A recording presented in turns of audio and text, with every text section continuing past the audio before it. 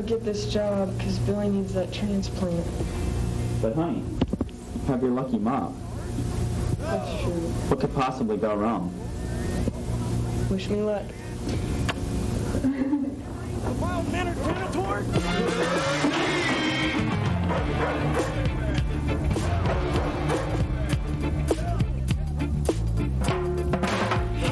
Finally passed all the tests, but there's still one left. Get her, boy. He's got style, a groovy smile. I find it just won't stop. When the going gets rough, he's super tough with a Hong Kong Phooey chop. Hong Kong Phooey, #1 super guy. Hong Kong Phooey, oh, he's quicker than the human eye. Oh, tick it down, diddly dong, diddly bong, bong, diddly dong, bow, wow, wow.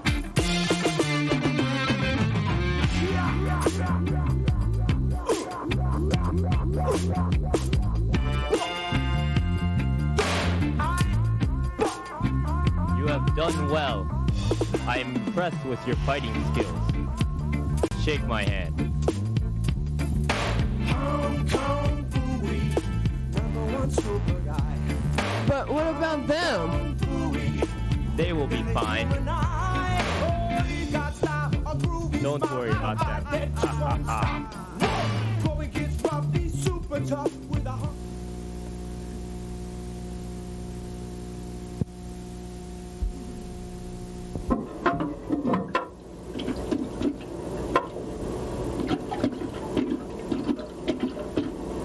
This one's for you, Billy.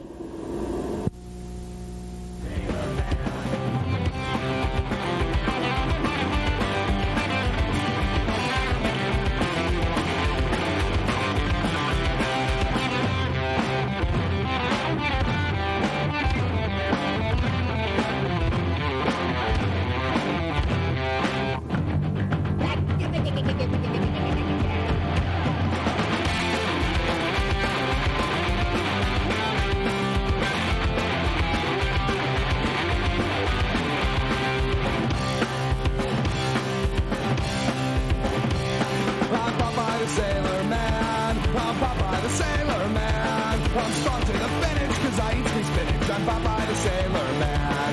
I'm one Takasukas which hates all belugas. What ain't on the app and square. I fix them and bumps them and always I rubs them and none of them fits nowhere. If anyone passes to risk me this, it's bothering us why I understand. So keep good behavior, that's your one life saver with Popeye the Sailor man. Hey! Popeye the Sailor man, he's Popeye the Sailor man.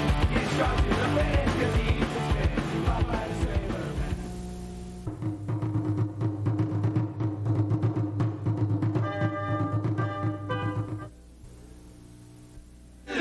Dim, dim, dim, dim.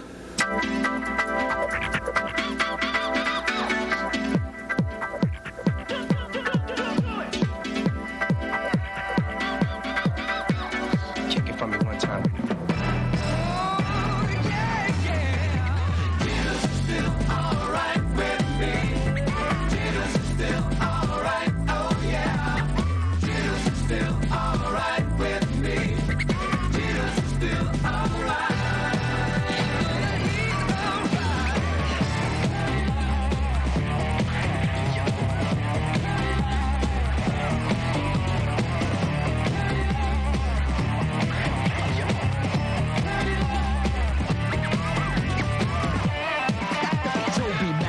And the Mac is back, no slack. On a DC track that's jacked beyond comprehension. I believe that I failed to mention that there's a lack of recognition when it comes to his position. Cause if Christ can't be crossed over, then I'll keep my beat up Nova. Jesus is still alright with me. Jesus is still alright, oh yeah. Jesus is still alright with me. Jesus is still alright.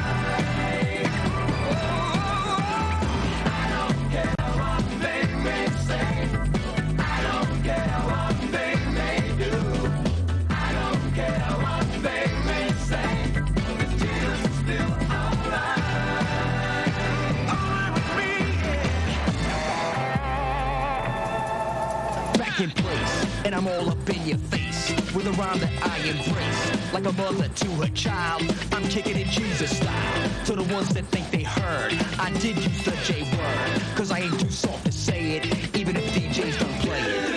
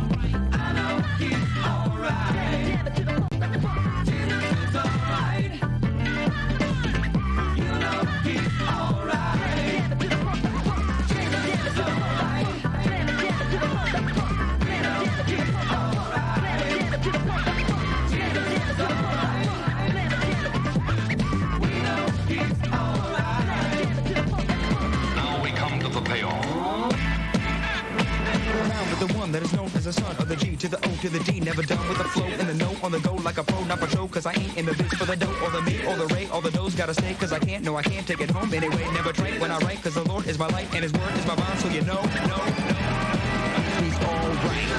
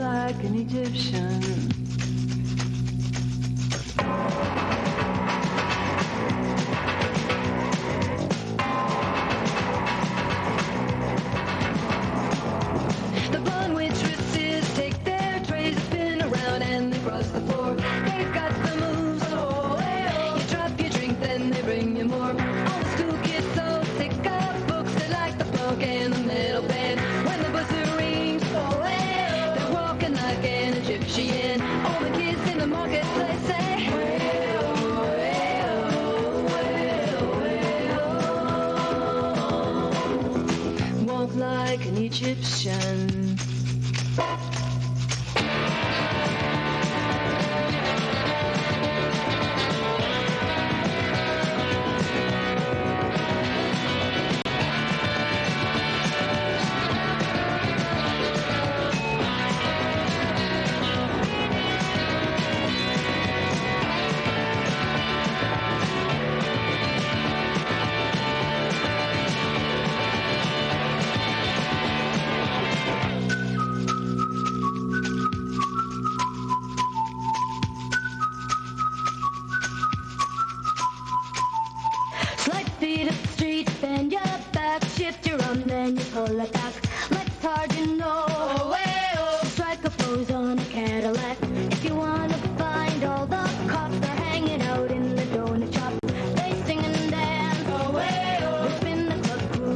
the block of the Japanese that's there, the party boys call the Kremlin, and the Chinese know. They walk the line like Egyptian, while the cops and the gunners up there.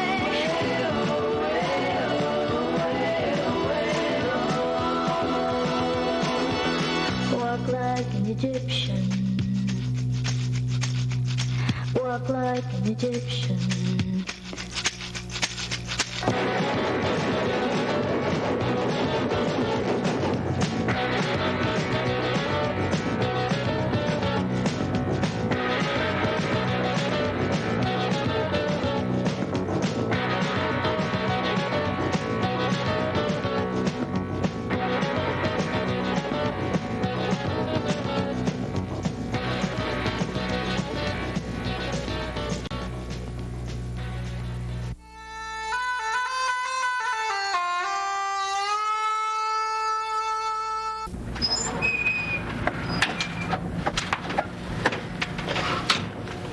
Hi, Richard. Hey, Joe. How you doing? Too bad. Hey, where's Ross? I saw him on the news yesterday. What happened to him? Oh, Ross. Yeah, he went to Schneider. It's a mental hospital. He went insane for some reason. Oh, sorry to hear that. Yeah, it's all right. He's always had problems. He's always been on pills, stuff like that. So I'll just be editing. Okay. All right. Thanks.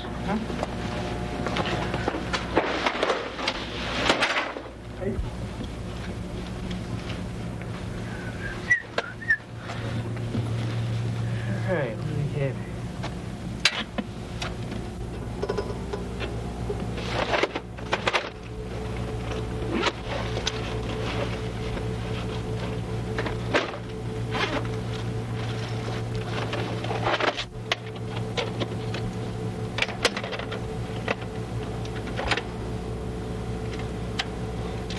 Don't even go there. What's your problem? You. It's not lobster. Oh, what is the world coming to? More people eat lobsters. All right. Cool.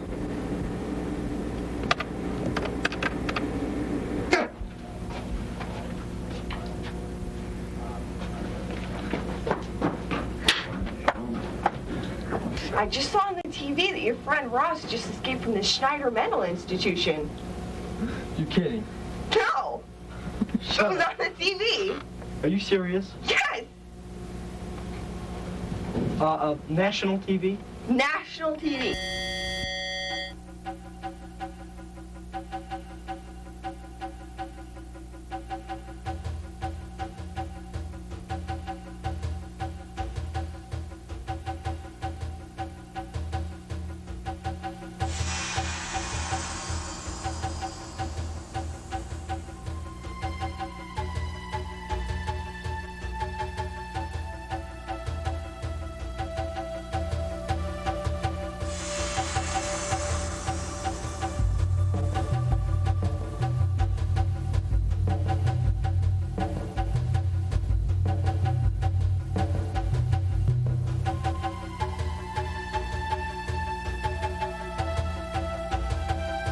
I guess he was crazy and not stupid.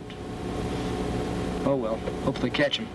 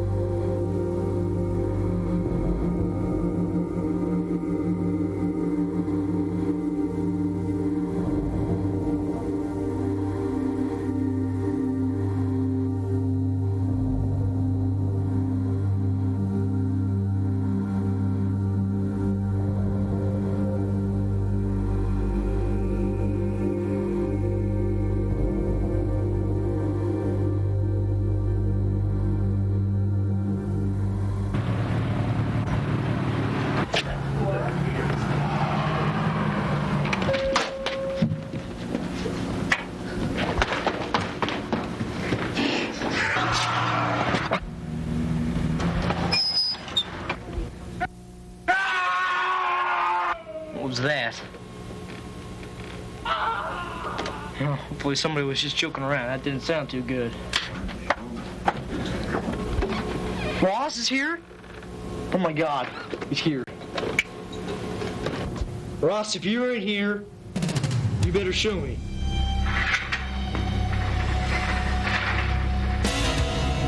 Oh my Lord. What are you doing here? Ross, what's up with you, man?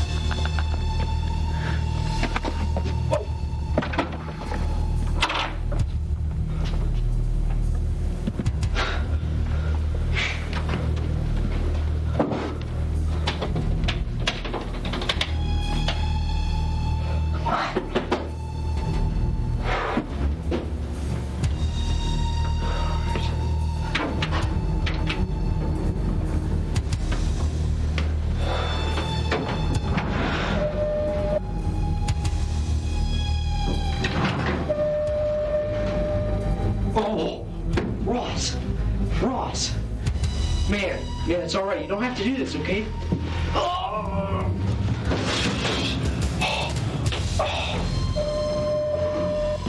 Ross.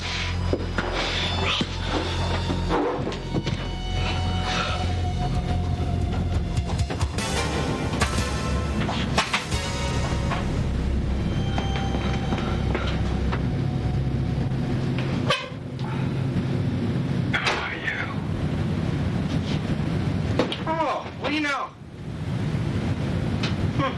You don't say. Never knew that. Where are you?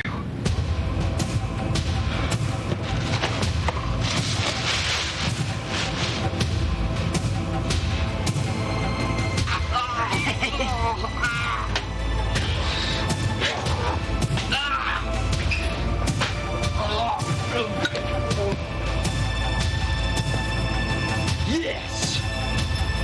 Yes!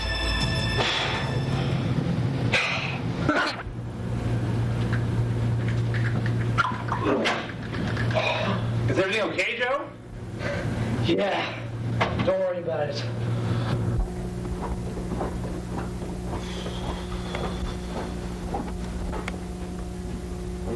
God. I think it's on Joe.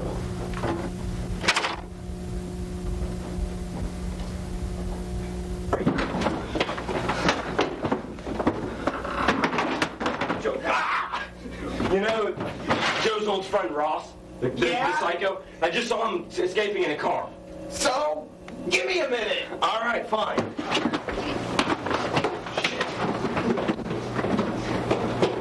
Guess what? I just saw Ross escaping. He had tinsel around his neck. He took some guy's car. Impossible. I thought I killed him. Apparently not. You better call the cops. Good idea.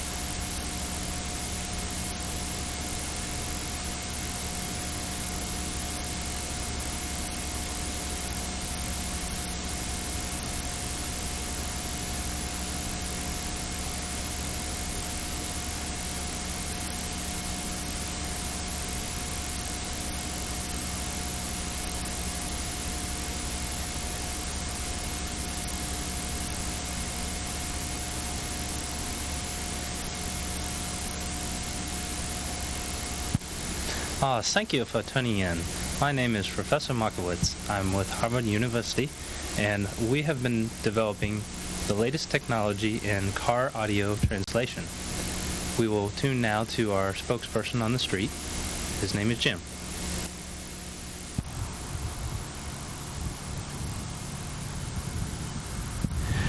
Hello, I'm out here with our great new device that's able to talk to cars, our new MX2. And we're in the parking lot, and we're going to talk to some cars. And we believe that this demonstration is going to enlighten everybody on a new technology that's just fantastic. In fact, we have a car coming in right now, and we'll talk to this driver, and I believe he'll be amazed when he's able to hear what his car has to say. Sir. Yeah. We have this new MX2 device that's probably going to amaze you. It has the ability to speak to your car. Would you like to know what your car thinks of your driving, or you as an owner? You mean this device will tell me what my car's thinking? Actually, this device is going to enable your car to speak for itself. You're saying the car's going to talk to me? That's correct. Sure. Heck, why not? Let's do it. All right. Does it cost anything? Is it going to hurt my car at all? Won't hurt your car, won't have any effect on it. It'll just enlighten you to this newest technology. Okay. So what would be a question you'd want to ask your car? I guess, how you doing today? I don't know. What do you mean, how am I doing today? You're killing me. You never change my oil. I haven't been washed in over 6 months. You never wax me. The interior hasn't been shampooed or vacuumed out in 3 years. Trade me in. Get rid of me. I can't take it anymore. Okay. Okay, by the way, sir, what's your name? Fred. Okay, Fred, from what you've heard from your car so far, what would be your second question to your car?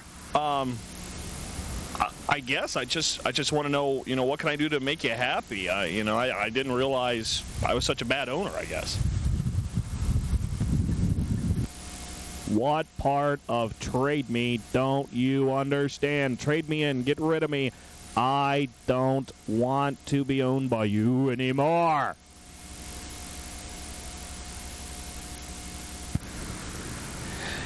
Well, Fred, your car has spoken to you.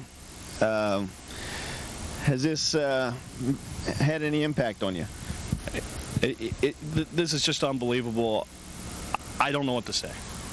I really don't. Maybe what you should say is to your car. I guess you're right. I'm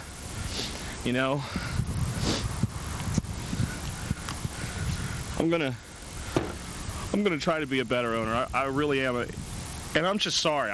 I didn't know, and man, I want to thank you for taking the time and bringing that device and just let me know what my car thinks. Yeah, I'm just so sorry. Okay, Fred, how much do you think this little amazing device would cost? I'd pay thousands. I don't know, $1,000, $2,000. Whatever. It's worth it. It's absolutely worth it. Okay. It'd make driving on the highway a lot better, wouldn't it? Without a doubt. Without a doubt. You probably won't realize it, but this little device here that should be worth millions of dollars, you can get for $19.95. What do you think of that? $19.95? That's it? That's it. $19.95. I'll take it. Okay. Tell you what, let's go to, we have a Toyota down here. Let's see what it thinks about okay, why not? Its owner and what's happening. Okay.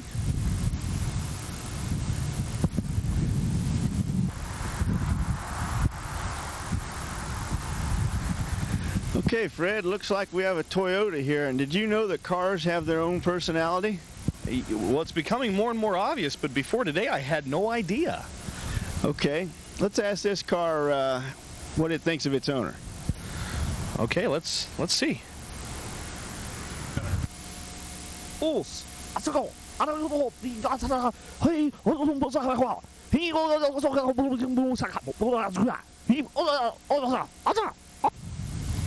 Fred, what do you think of that? Let me tell you, that is unbelievable. I mean, where do I get one of these at?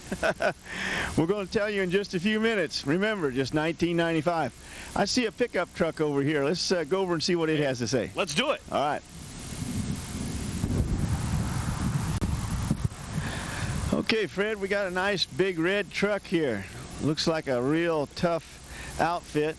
Let's see how our MX2 does with this truck. What question would you want to ask this truck? Well, I guess my big question is that you're telling me, you know, I can talk to my truck or my car and I can find out how it's doing. Can it help me find out if it's going to break down soon? Let's find out. All right. My owner is the best. He checks my oil every day, and every 3,000 miles he gets it changed. He's just the best. I can't say anything better. So, what else would you like to know? Well, Fred, that's amazing how different personalities are in different vehicles, aren't they? That is incredible. Where do I get one of these at? Okay, that's what we're just about to tell people, how to get this amazing MX2. We're going to go back to the professor, and he's going to tell us how.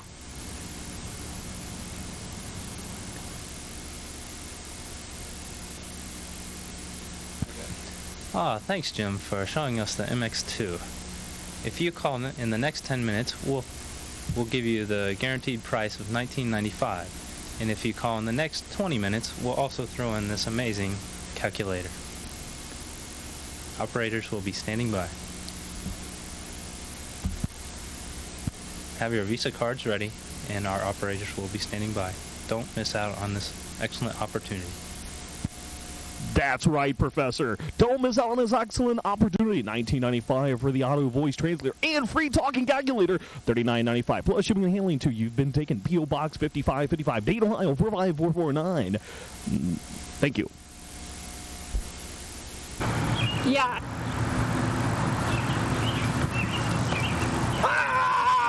Look at that. When you jump at him, you need to jump at him slower. Because you jumped, it's like, yeah. Here, in Ohio, you never know what you can get attacked by. Squirrels, raccoons, even your neighbors.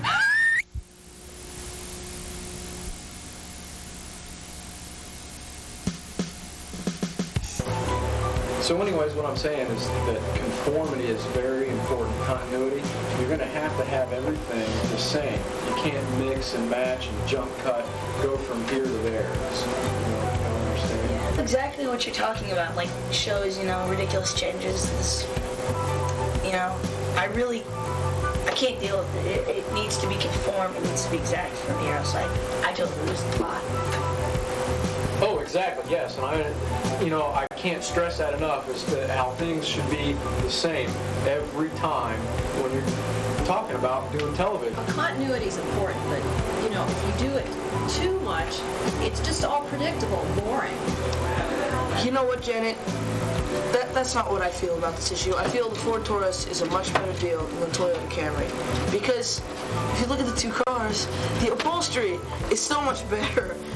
And, it's just ridiculous. The engine output, the fact that a Ford Taurus is just 10 times better than a Toyota Camry. For the love of God, think about it. We don't want an import in this country. We need to be spending more money on American-made cars. And that's why we should do that. And there's nothing more boring than something that you can predict. Who's going to move where, what's showing up next. You just need to have a little bit of discontinuity, I think, to keep things interesting. Conformity is very important in video things. I really hate it when people zoom in too much and they miss part of the important things of the shot. That really gets to me. You know what I'm saying? Yeah. And a lot of what I've seen around here, I don't think there are very many people who even know what that means. They have so much stuff in the picture that you don't even know what the subject is. To me, when that happens. Well, that's all well and good, but you're nothing. You're nothing but a cheap facade, a veneer. We're shallow.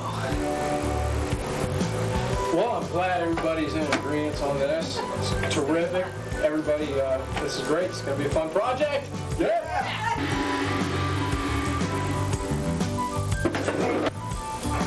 What time is supposed to come next week?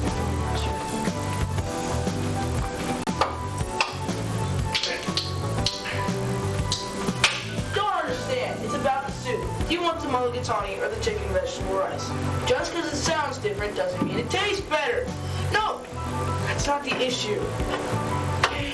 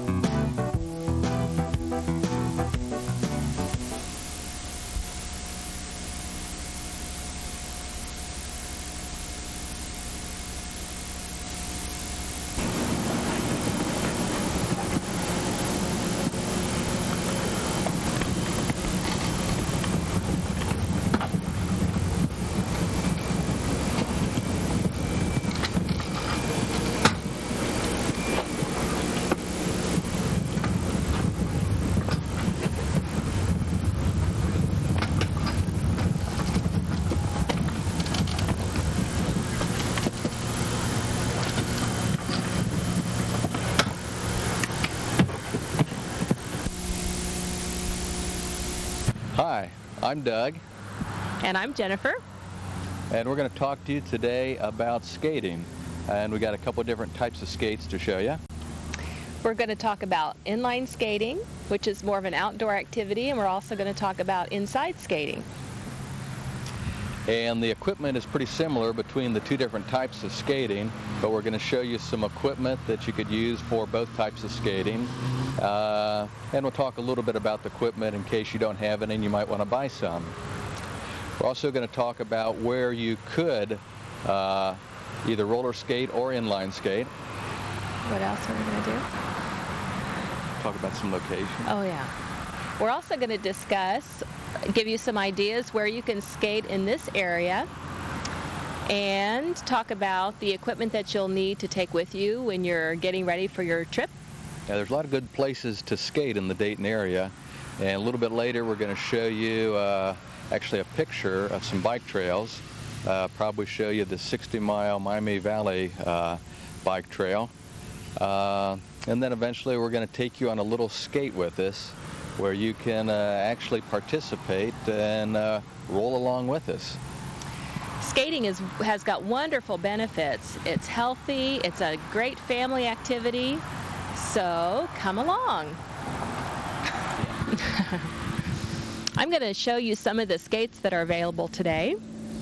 The first skate that we've got here is your popular inline skate that you'll see on nearly every street corner in the USA, and that can be found in the sporting goods stores, in Myers, in Walmart, just a real popular skate. You'll notice with this skate that it has 4 wheels in the front, the brake is in the back. It's a hard plastic boot, pretty stiff to give you good ankle support. As you advance in skating, and if you would go into speed skating, you would notice that the skate would be slightly different, and that skate would have 5 wheels, which gives you less flexibility, but it gives you a lot more power and speed. And the speed skating skate also has no brake in the back. You're left to your own devices to stop.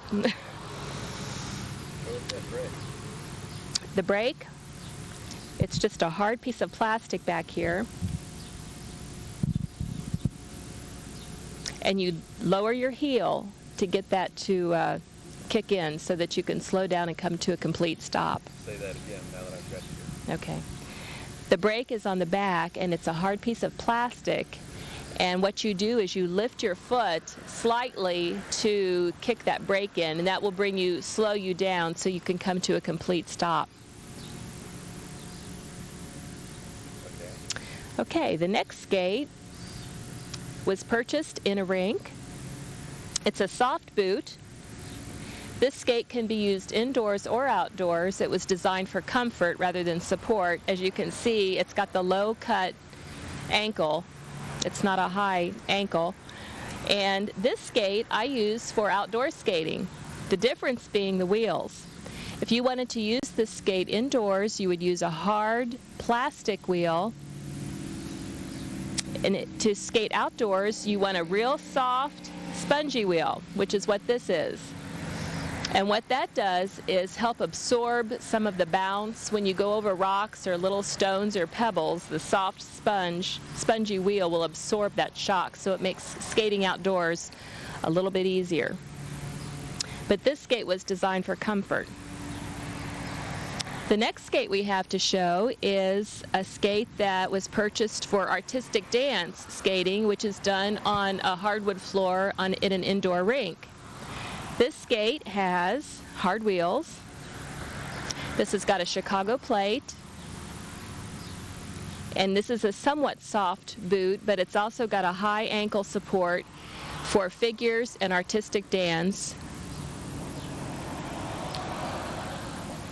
If you would get a regular figure boot, you would want a real stiff boot, which is similar to this, to give you good ankle support while you do your figures. Okay, the equipment that you need when you do skating, outdoor skating, you need to get knee pads, and you need elbow pads, and you always should wear a helmet. Let me say that again. Where's the elbow pads? Oh, I don't have them. Do you have? Oh, hold on. Okay, the equipment that you're going to need to remember to take with you when you skate are your knee pads for good knee support. You also want to remember to wear a wrist pad. Your hand goes in like this. You strap this around. I don't know how you do this. Take with you is you want to be sure to take your wrist guard. And that works something like a glove. You put your thumb in. You wrap this piece around the guard. Velcro, Velcro, Velcro. That gives you good wrist support in case of falling. Hold it up. It also helps protect the skin on your hand. If you fall, it just keeps that gritty stuff from getting on the palm of your hand. Okay. A couple other little things you might want to purchase before you go off on your skating adventure, and that is a blister pad. And you want to be sure to take some heavy socks. The thin socks just won't work. They'll work great for about 15 minutes, and then you will get blisters. And if it's a hot, sunny day,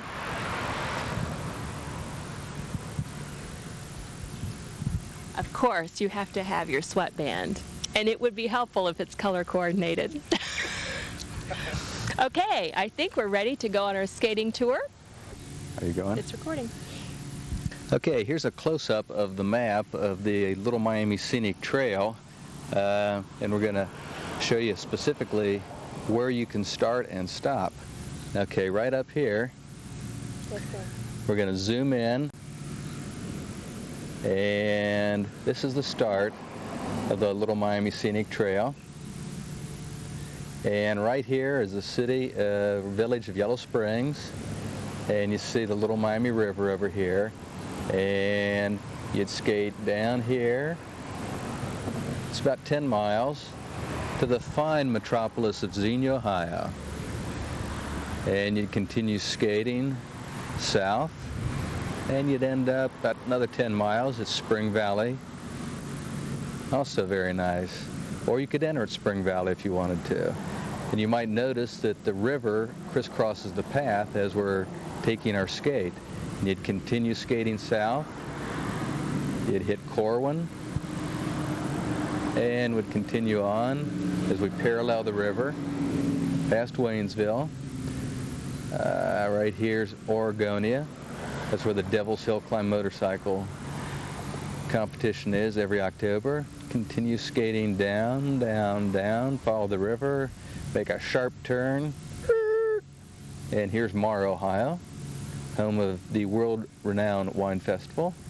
And would skate over here, still following the Little Miami River, And before you know it, we're in Loveland, beautiful Loveland, Ohio.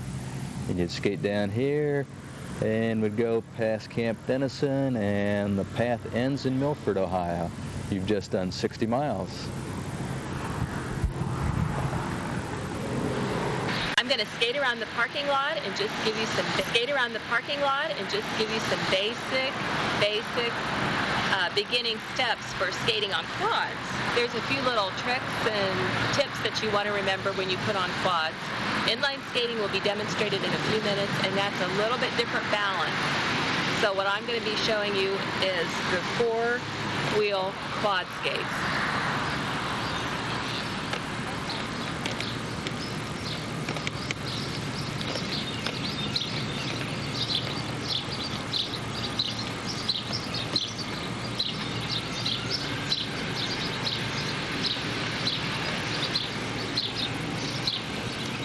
One thing you always want to remember when skating, whether on inlines or quads, is to keep a gentle knee bend. You want to try to keep your feet as close together as possible without hitting each other, and also keep a real gentle knee bend. And what that's going to do is help your balance. If you tend to feel like you're falling, then it's easier to catch yourself. Whereas if you have a stiff, straight leg that are far apart like this, your balance is a little awkward, and if you fall, you really have no remedy to fix it before you fall. So remember, feet slightly close together, gentle knee bend. Now when you push, you want to try to push from this part of your leg. So you're going to push, keep that knee down, push, push.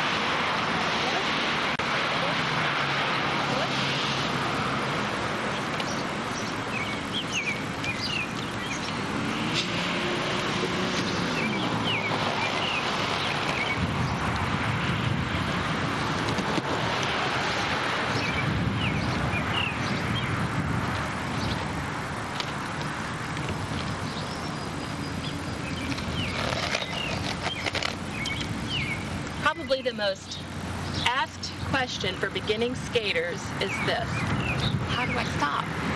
Good question. You don't want to run into a brick wall and cause that for your stop. That may injure you. So one thing you want to do, there's several ways to stop. On my skate, I've got those big white toe stops. So you can drag a toe stop to come to a stop, which would look like this.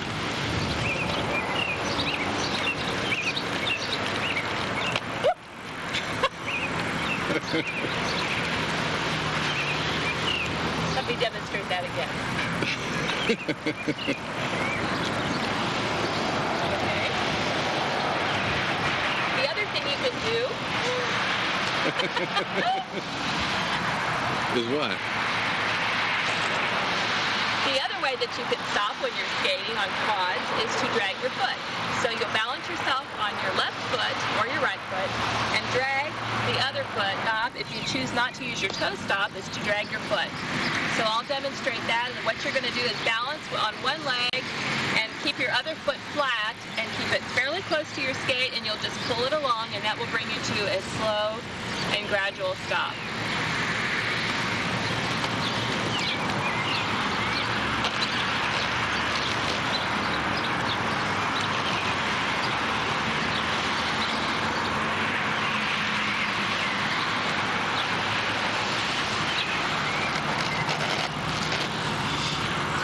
On this asphalt.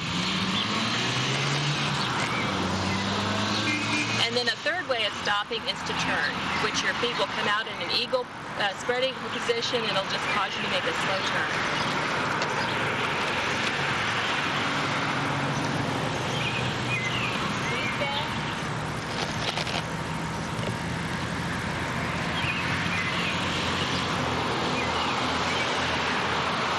Slightly bent. Do your spread eagle.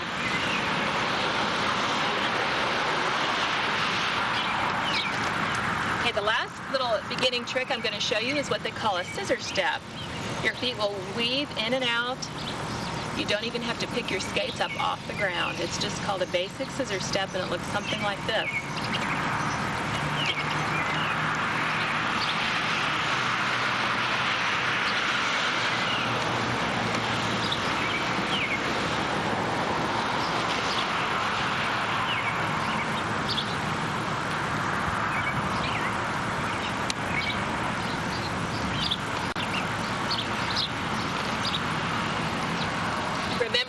those knees slightly bent for balance. Bring your feet in as close as you can get them. You can get a lot of power and continuous momentum using the scissor step. Okay, now we're going to demonstrate some inline skating. Inline skating during a simulated earthquake situation. You never know, you could be in San Francisco having a good time skating, and bam, there's a level 6 Richter scale earthquake, and you're skating. So you need to know how to keep your balance in a major earthquake. So here we go.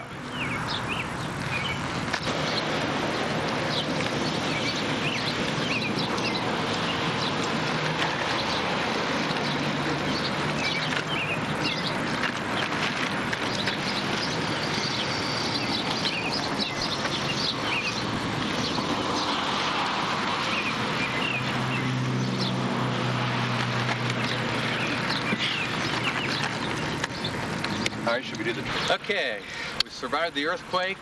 Now one more tip, because severe weather can strike at any point in time. You know, keep your eyes on the sky.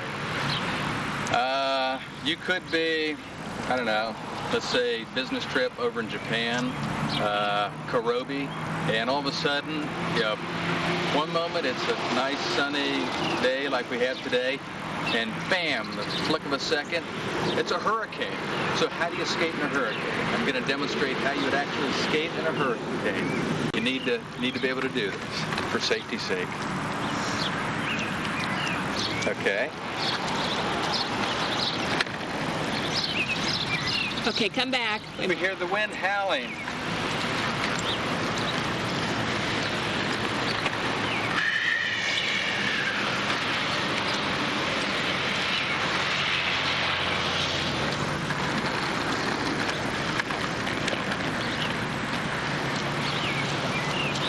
Say that again.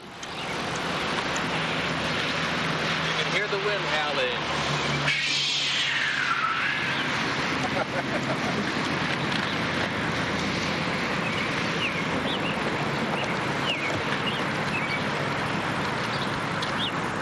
Hi, Mom. We're number one. Well, that pretty well wraps up our skating session with you folks. Hope you had a good time. We had a good time. It was fun showing you a few tips and tricks on skating. Remember to have a good time and skate carefully. Bye-bye. Bye. Once, and then we'll break it down. It goes like this.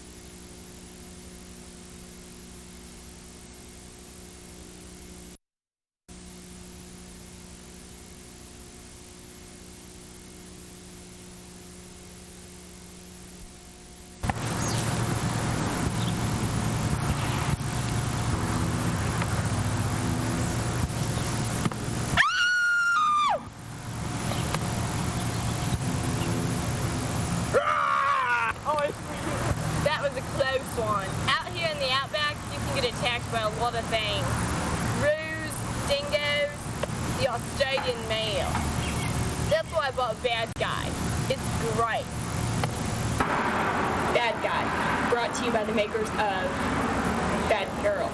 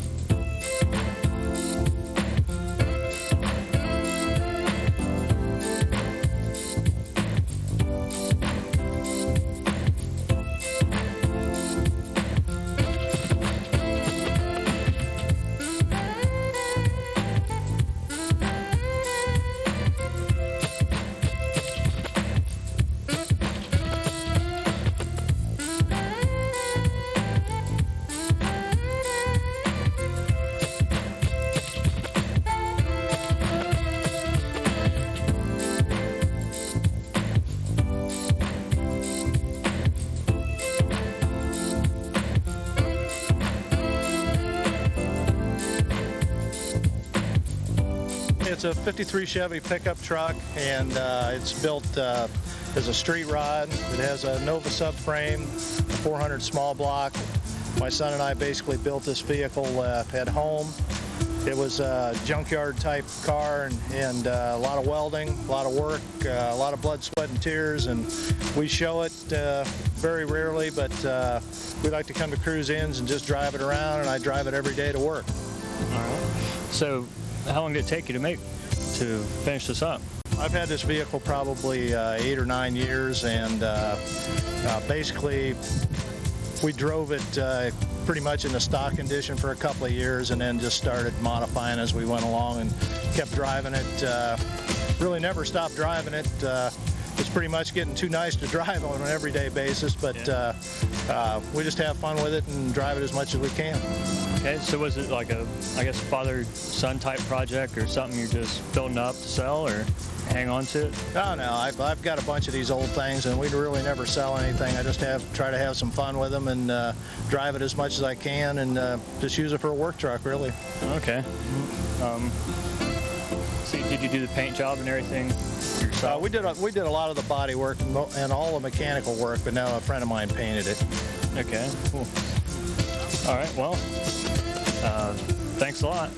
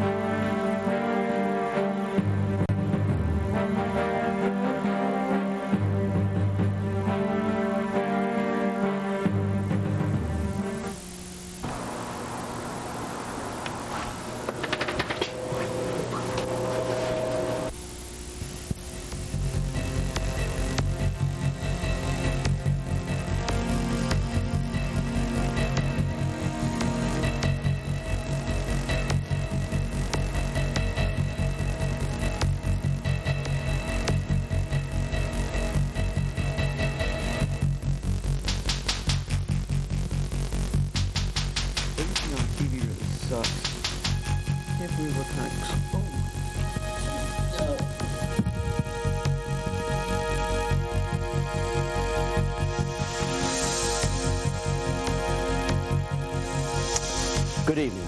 I'm Sam Tiddlywink, and tonight in Unsolved Mysteries, we're going to try to look into why these tragedies happen here in America. What happened to the programmer that we enjoyed years ago, but now cause nothing but hardship? What can we do about it? Who can we get help from? Where can we go? That's what we'll be looking at tonight. Sit back, relax, and enjoy, and hopefully you won't be taken over by such a tragedy.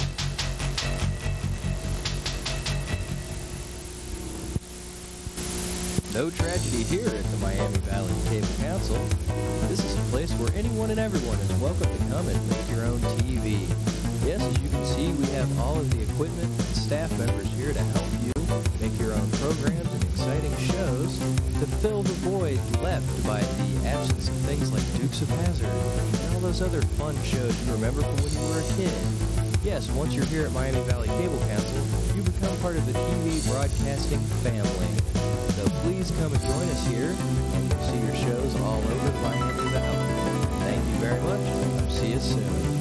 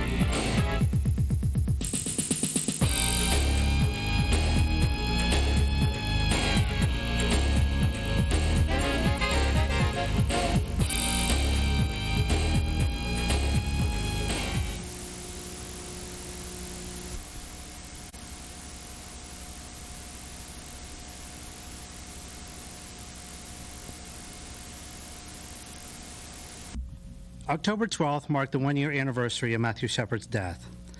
He was the young man that was brutally beaten and left tied to a fence in a field outside Laramie, Wyoming. The reason? He was gay. Matthew Shepard was born on December 1st, 1976. He was the oldest son of Judy Peck Shepard and Dennis Shepard. He attended the University of Wyoming, majoring in political science, foreign relations, with a minor in languages. He enjoyed the theater and had parts in several plays. On the night of October 6, 1998, Matthew went to the Fireside Lounge, where he met Russell Henderson and Aaron McKinney. Police say that McKinney and Henderson lured Matthew into leaving with them in their trucks by saying that they were gay. That was when they proceeded to kidnap him at gunpoint, rope him to a fence outside of town, and pistol whip him with a .357 Magnum. They then robbed him and left him for dead. On October 7th, Shepard's unconscious body was discovered by a bicyclist. Matthew had been there for 18 hours in near freezing temperatures. On October 9th, McKinney and Henderson were charged with the attack on on Shepard. Matthew died without gaining consciousness 3 days later. 1 year later, the world has changed because of the tragedy last October. For gay and lesbians across the country, his death has made them think about what it means to be gay. A young student from Marshall University talked about how things changed on campus after Matthew's death. Quote, "People from all minority groups were affected by the murder and knew the same thing could happen to them. Before the murder, there was a real feeling of apathy on this campus. After the murder, people started looking at the word faggot being written on dorm room doors, and people started saying, 'No, that can't be done,'" end quote.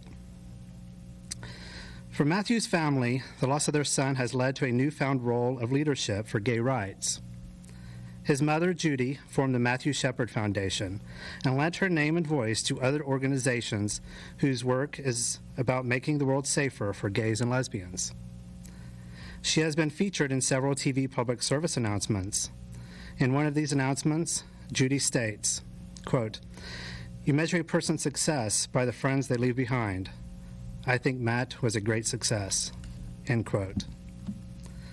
There are many websites dedicated to Matthew. Some just give general information, but most are memorials. One in particular hit me pretty hard. This one represented exactly how I felt. October 12, 1998. On this day, the world has lost another hope. On this day, mankind has lost another future. On this day, we have lost another dream. Starting today, we will begin anew. Starting today, mankind will move on. Starting today, the world will continue. How long before we realize? How many will have to suffer? How often will someone die? When will we speak as one? When will mankind act? When will the world finally say, regardless of race, sex, or color, regardless of sexuality or religion, we are one. We stand together. Matthew Shepard is gone, but not before he left us hope. A hope to change the world. A hope where all are equal. A hope where we look at each other and not see labels, only a friend. On this day I wept for him. Tomorrow I will move on. I will remember Matthew Shepard.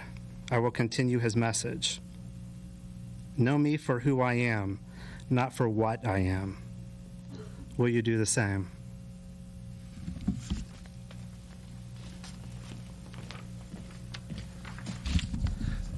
This was a letter from Matthew Shepard written by Jim Terr of Santa Fe, New Mexico. Regarding the tragic events in Laramie, I am listening to a talk show out of Albuquerque with many callers saying that murder is murder and all murders are hate crimes and that there is no need for hate crime legislation. The difference, to my mind, is that when you harass, torture, and or murder someone for being gay, black, or whatever, you are intimidating and terrorizing every member of that group everywhere in the country, in addition to the person you're directly torturing or murdering. If you're really aware of all the hell that thugs put other people through for their race, sexual orientation, etc., it takes very little imagination to understand how that sort of intimidation goes beyond one victim and requires a greater deterrent and a greater punishment.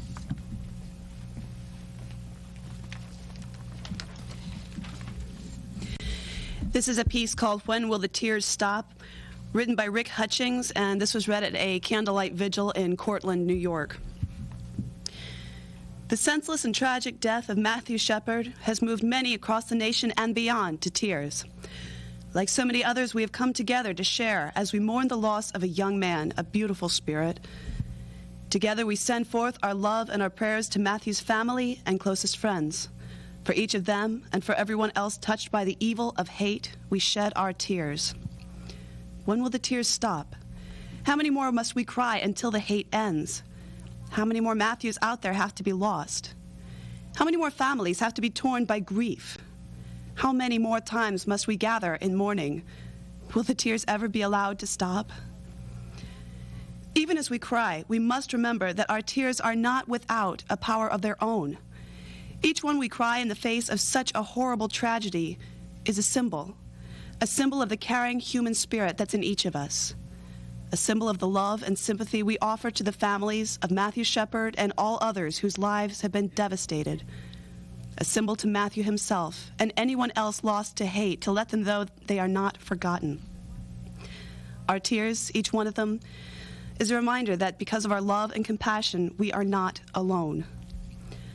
For Matthew and all others taken from the world by hate, our tears are a promise to never give up, to go forward, to do whatever it takes to overcome hatred and intolerance, a promise to keep his and their memory alive in our hearts, a promise that we will never surrender to the hatred around us, a promise that someday we will finally claim victory and justice for them on the day hate itself dies, and for that death there will be no tears. I hope and I pray that day will come soon, that no one else will ever be forced to endure the violence and horrors brought on by hatred and ignorance. When we finally be ourselves without having to fear. In memory of Matthew, and for the sake of those not yet fallen, I pray that day comes soon, the day when the tears can finally stop. Thank you.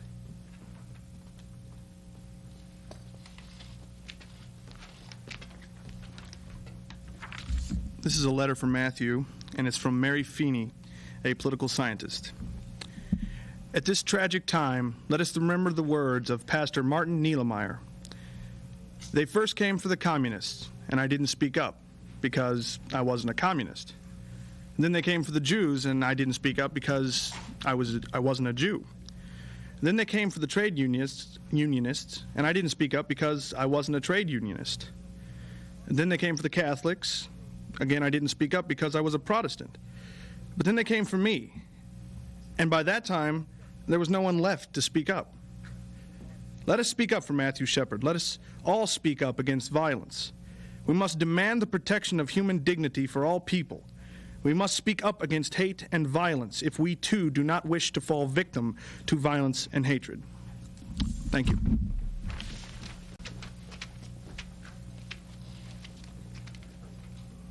And now I'd like to bring out our own Jan Berger to perform a piece from the musical Carousel called You Will Never Walk Alone.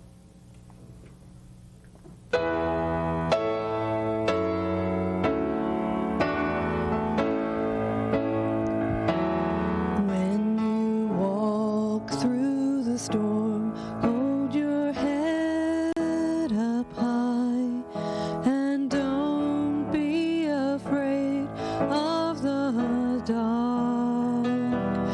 At the end of the storm is a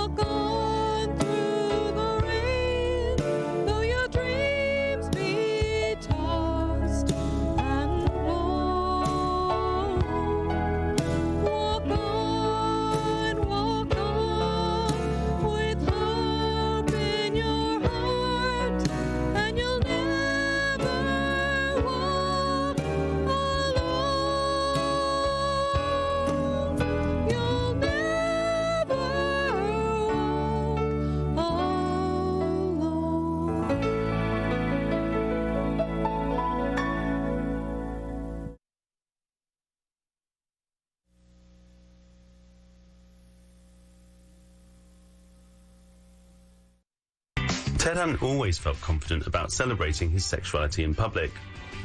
In the early 1970s, homosexuality was legal in the UK, but it was still a hostile place for LGBT people.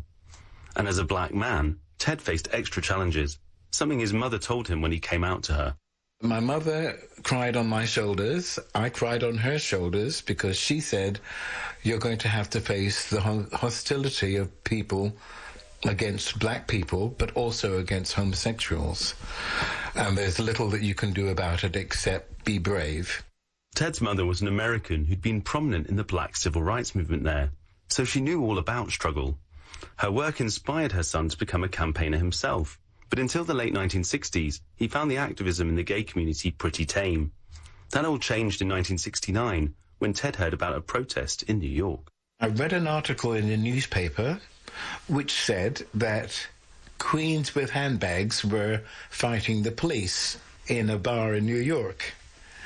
And I didn't realize until later that that must have been the Stonewall riots. The Stonewall riots inspired a wave of radical gay revolutionary groups, including the Gay Liberation Front in the UK. Ted felt welcome in the GLF because it demanded equality for black and working class communities, as well as fighting for LGBT rights. The first Pride March in London was a chance for the LGBT community to celebrate their sexuality openly. But for Ted, the day was bittersweet. I had a boyfriend whose nickname was Billy D. He was not able to come to the march with me because his family from Africa, from Ghana, were extremely homophobic, and he didn't even ever tell me what his real name was. And how did that feel, not being able to march with your partner? Well, I felt very sad for him. In fact, it was one of the reasons that I was on the march, because I understood the reasons that he wasn't able to march. And I was hoping that the march would contribute to fighting the homophobia that prevented him from marching. As he set off, Ted put on his Gay Liberation Front badge with some trepidation. I remember putting on my badge at Blackheath Station and sitting on the train wearing this badge and feeling both exhilarated but also quite scared. Do you remember anyone looking at you when you saw that badge, wearing a badge? I do remember people looking at me, but I was also partly protected because in those days, many people, the majority of people, didn't know that the word gay meant homosexual. What do you think they might think it means? It was gay slang. They might have just meant that we were cheerful. When Ted got to Trafalgar Square, he saw a small crowd in leather jackets, playful wigs and flowery shirts. As the march got underway, Ted felt exhilarated. For the first time, here was his community saying that they had the right to live without shame. We were discussing whether or not we should start the march or wait for more people to turn up. And I can't remember who made the decision that we should actually start the march. I think the police were rather puzzled by the whole thing. It was as much a shock to the police as it was to the rest of the public. They had never seen homosexuals being open and proud and shouting the slogans that we had. 2468, gay is just as good as straight. And also 2468, is your best friend really straight?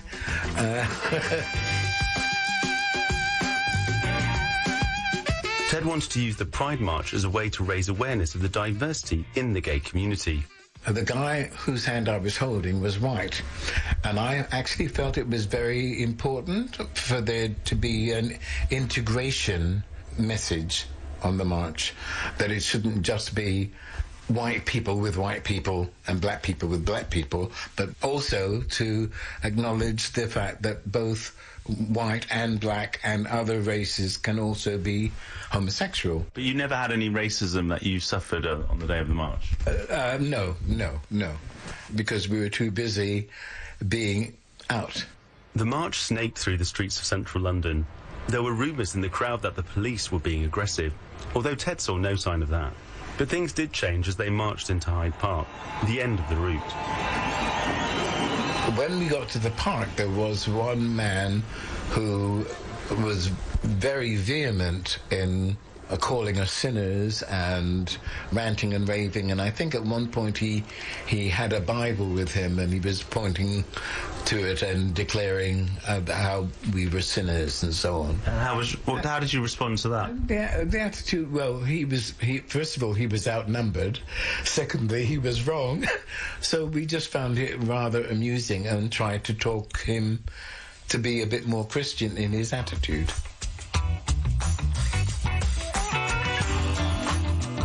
The atmosphere in the park was a bit like a hippie festival. Many marchers put down their tin whistles and drums to dance around in circles, holding hands or smoking marijuana. Then the joyous crowd decided to have another kiss-in. The kissing was as political as it was fun. One of the aims of the march was to protest against the UK's age of consent laws, which at the time made it illegal for a man to kiss another man under 21. I was kissing people that I knew and were clearly under 21 in public, both in Trafalgar Square and in Hyde Park. But some part of you just thought the risk was worth it? Yes, yes.